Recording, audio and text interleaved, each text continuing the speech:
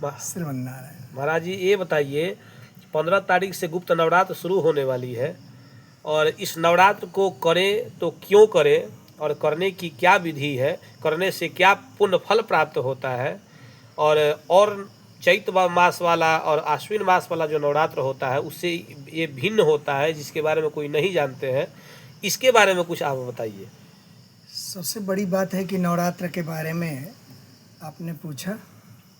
हमारे यहाँ नवरात्र 4 प्रकार के नवरात्र हैं, 4 नवरात्र हैं, जिसमें प्रसिद्ध शारदीय और वसंतीय 2 नवरात्र है। कि वसंत में जो होता है चैत्र का नवरात्र, शारदीय यानी कि आश्विन मास का नवरात्र। परंतु 2 नवरात्रा ऐसा है कि नवरात्रा एक तो है कि जानते हुए भी कोई नहीं जानते हैं, हालांकि जानते हुए भी उसको गुप्त रखना चाहिए, इसलिए इसका नाम है गुप्त नवरात्रा। वो माघ मास में एक होता है जो सरस्वती पूजा होती है, तो उसको बहुत लोग पंचमी से ही मानते हैं, लेकिन मूल साधक जो होते हैं वे पंचमी से नहीं मान करके प्रथम तिथि से यानी प्रतिपदा से ही मानते हैं।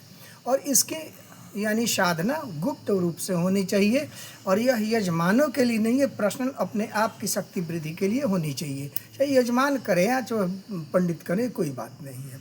दूसरी बात आ गई कि दूसरा नवरात्रा जो है आषाढ़ की है।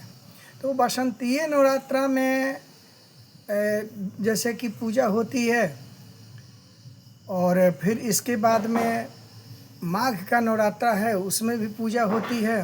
तो माघ के नवरात्रा को सरस्वती के रूप में, सरस्वती को समर्पित मानते हैं। लेकिन यानी माघ का नवरात्रा आप अगर करते हैं तो सरस्वती माता की पूजा पंचमी से शुरू करते हैं आप, जबकि गुप्त पूजा नील सरस्वती की पूजा अगर आप करते हैं तो वह प्रथम प्रतिपदा से शुरू हो करके और वह पूजा चली जाती है पूर्णिमा तक, यानी कि वह पूरा 15 दिन का नवरात्रा माना है। नवरात्रा लेकिन 15 दिन का नवरात्रा माना जाता है, और इसका प्रमाण आपको मिलेगा मात्र कामाख्या शक्तिपीठ पर। रही बात दूसरे नवरात्रा की, दूसरी नवरात्रा जो आपकी आती है यानी गुप्त नवरात्रा, 4 नवरात्रा में गुप्त नवरात्रा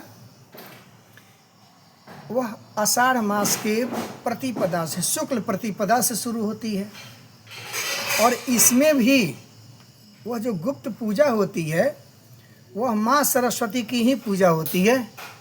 इसका एक नियम है कि इसके नियम में एक जरूर होता है कि जब आप पूजा करते हैं तो मैं आपको, हालांकि सब लोग नहीं बताते हैं लेकिन मैं बता देता हूँ, एक पलाश की लकड़ी होती है, पलाश पेड़ होता है, कहीं कहीं पलस भी बोलते हैं, पला बोलते हैं।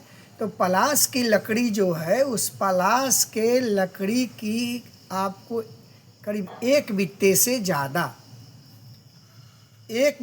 ज़्यादा जो है उस लकड़ी को लेते हैं, और एक लकड़ी लेते हैं गम्हार की, वह भी 1 बित्ते से ज़्यादा की।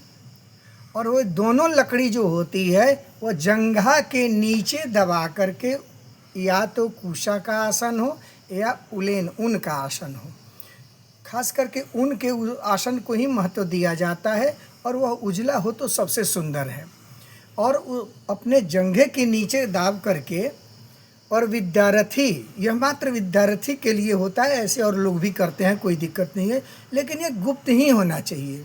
और विद्यार्थी अपने जंघे के नीचे दबा करके सरस्वती माता का बीज मंत्र, जैसे माँ सरस्वती का बीज मंत्र ऐंग होता है, तो ऐंग बीज मंत्र को आप अगर जप करते हैं जितना हो सके, लेकिन कम से कम 21,000 और ज़्यादा से ज़्यादा 1.25 लाख करें, तो विद्यार्थी को सबसे ज़्यादा फायदा होती है।